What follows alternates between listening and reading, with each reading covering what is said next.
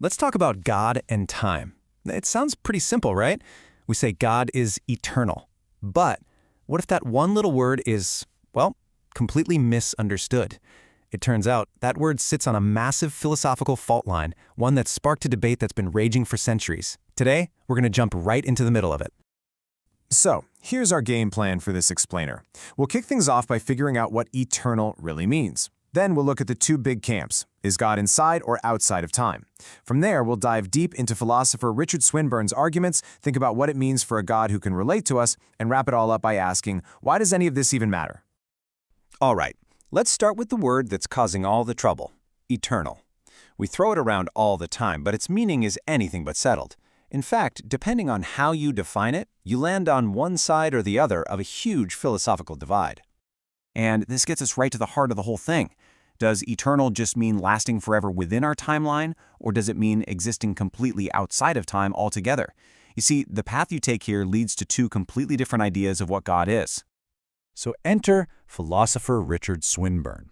He champions what seems like the more common sense view. For him, eternal isn't some strange, abstract, out-of-body or out-of-time experience. It simply means God has always existed and will always exist, moving right along the same timeline that you and I are on. No beginning, no end, but very much a part of the flow of time. So this key difference between being timeless and being eternal paints two fundamentally different portraits of God. You've got the traditional idea of a God who is completely outside of time, and then you have Swinburne's vision of a God who is right here within it.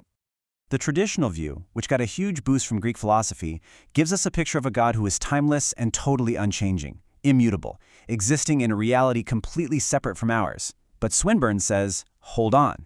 He argues for a God who is present and active inside our timeline, a being who can actually respond to and interact with history as it's happening. Now, here's where Swinburne makes a pretty bold claim. He argues that this whole idea of a timeless God, well, it's not really a biblical idea at all.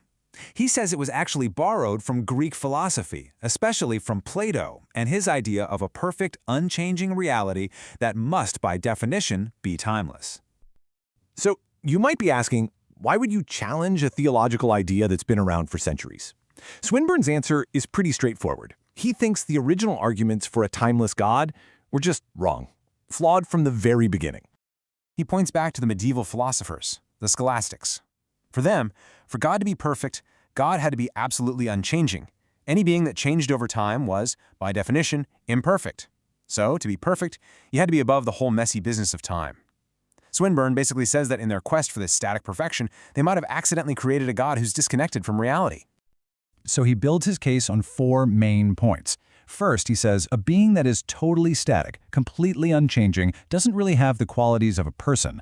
Second, and this is a big one, such a being can't genuinely love because love is all about response. Third, he argues that the whole idea of a timeless now, where the dinosaurs, your birth, and the end of the universe are all happening at once, it's just not logical. And finally, he says this static God just doesn't line up with the God you read about in the Bible.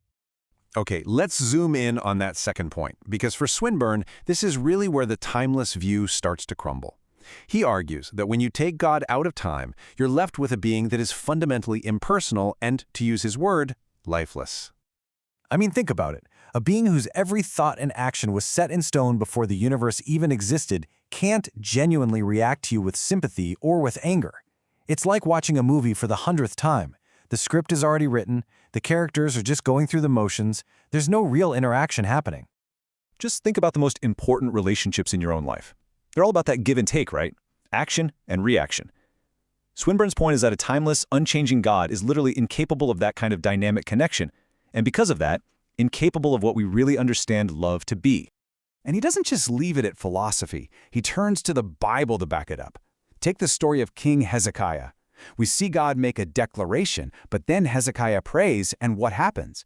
God responds and actually changes the plan. For Swinburne, this is a perfect example of a God who operates within the flow of time, not from outside of it.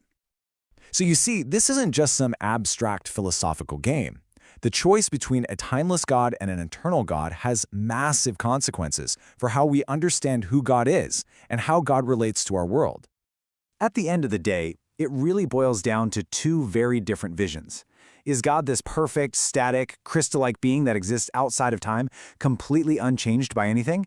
Or is God a dynamic, responsive, relational being who is actively involved in the story of creation as it unfolds?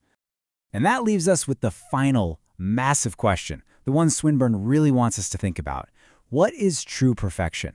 Is it found in a being that is forever unchanging, locked into a perfect, static state, or could there be a greater perfection in a being who can genuinely love, who can respond, who can connect with us?